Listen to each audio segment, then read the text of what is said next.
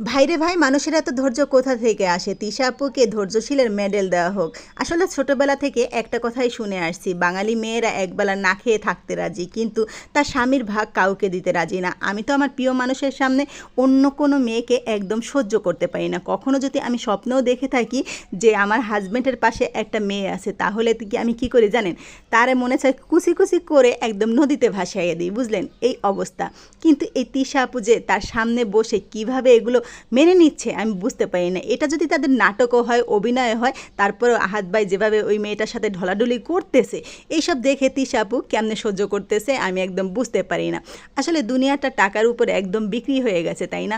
এই যে দেখেন, তাদের ভিউ হচ্ছে না, ভিউ কামানোর জন্য এখন এই আহাদ ভাই নাটক সাজাইছে না সিরিয়াসলি, সেটা কিন্তু তারাই ভালো জানে, তাই না?